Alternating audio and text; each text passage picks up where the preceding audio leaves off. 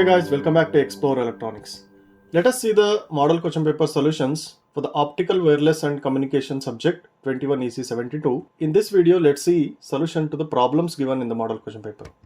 So the very first problem is, in a step index fiber, if refractive index of core is 1.4 with numerical aperture is 1.3 and V number is 65, operating at 750 nanometer, calculate the core size and cladding index is the question.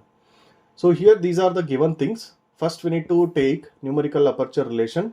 Na is equal to root of n1 square minus n2 square.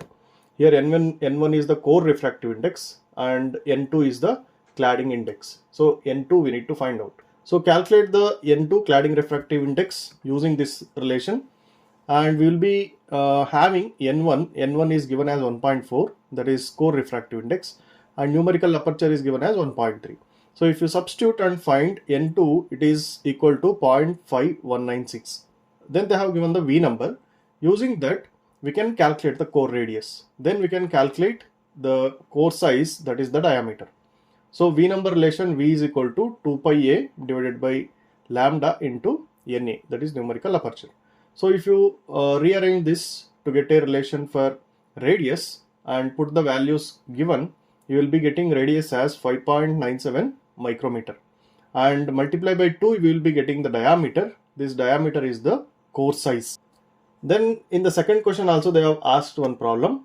A continuous 12 kilometer long optical fiber link has a loss of 1.5 dB per kilometer. What is the minimum optical power level that must be launched into the fiber to maintain as the optical power level of 0.3 microwatt at the receiving end? And what is the required input power if the fiber has loss of 2.5 dB per kilometer? Here two values of loss are given. First one is 1.5 dB per kilometer. Second one is 2.5 dB per kilometer. And also they have given the power level to maintain. So by taking this, we need to calculate what is the input power required, minimum input power required with this loss. So these are the given things, and we know the expression for P out and P in. So by taking this, we can calculate the P in required. Loss coefficient alpha is equal to 1.5 dB per kilometer. First we need to take and substitute the values into the P in equation. We will be getting the value as 18.93 microwatt. So this is the minimum power required to transmit from the transmitter, so that at the receiver we are going to get 0.3 microwatt of power. And coming to the second half of the problem, we need to take the loss coefficient as 2.5 dB per kilometer. So again, use the same P in expression, put the values, we will be getting P in as 300 microwatts. Means with this loss 1.5 dB per kilometer, to have 0.3 microwatt at the output, we need to have 18.93 microwatt at the input. Similarly, 300 microwatt at the input is required here if the loss is increased to 2.4 dB per kilometer. That is what we need to calculate it here. The next problem is at question number 3a. An LED operating at 850 nanometer has a spectral width of 45 nanometer. What is pulse spreading in nanosecond per kilometer due to material dispersion? So this is the relation. So pulse spreading is equal to material dispersion coefficient into spectral width. For LED operating at 850 nanometer, the material dispersion will be 85 picosecond per nanometer. It will be 0.085 nano. Now we can calculate the pulse spreading. So by using these values given. So substitute the values, we will be getting 3.825 nanosecond per kilometer as the values of pulse spreading. They are asked to calculate in nanosecond per kilometer, means we need to keep it in nanosecond per kilometer itself. Then the next question is 4C. A given APD in the sense it is a avalanche photodiode, has a quantum efficiency of 65% at wavelength of 900 nanometer. If 0.5 microwatt of optical power produced a multiplied photocurrent of 10 microamps, find the multiplication factor M. So M is equal to multiplied photocurrent divided by primary photocurrent. So that is IM and IP. So here calculate the primary photocurrent first. IP is equal to Q into, this is efficiency, and P out divided by H into V. So first we can have these values of charge of an electron, quantum efficiency 65% they have given.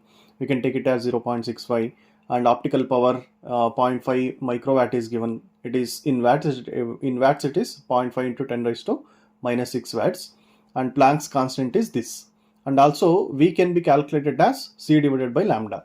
So substitute the values here. First calculate V is equal to 3 into 10 raised to 8 divided by 900 into 10 raised to minus 9 in meter.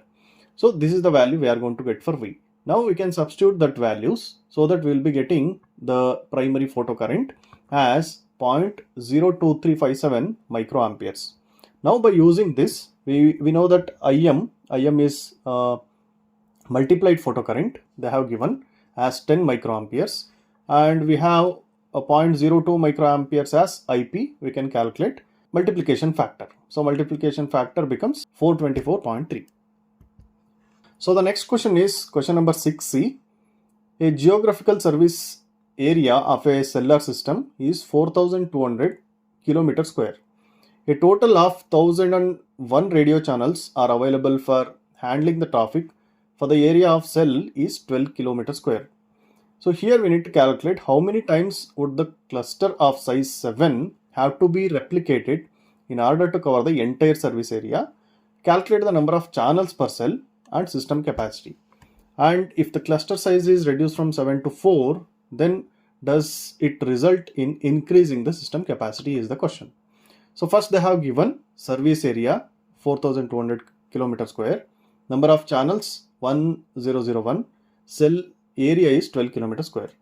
So by taking cluster size as 7, so cluster area is 7 into 12 km square, that becomes the total area of the cluster is 84 km square. Now number of clusters is 4200 divided by 84, so it becomes 50. So there are 50 clusters. 50 clusters are required. Now channels per cell is equal to, there are number of channels 1001 divided by cluster size is 7. If we divide this, we will be getting 143 channels per cell. In one cell we will be having 143 channels. Now system capacity can be calculated by number of cells is equal to service area divided by cell area. 4200 is the service area we have, and cell area is 12. So we will be getting 350 channels, right? Number of cells, 350 cells. So the total system capacity is equal to number of cells into channels per cell. 143 channels are there here per cell, and number of such cells are 350. So totally we will be having 50,050 channels. So this is the system capacity. Now by taking cluster size as 4, here we have taken the cluster size as 7, and by taking cluster size as 4, we can follow the same method here. Cluster area becomes 4 into 12, it is 48 km square, and number of clusters is 4200 divided by this 48 km square. So 87.5 or 88 clusters we can take. So channels per cell is 1001 divided by 4, cluster size is 4, it is 250 channels per cell is there.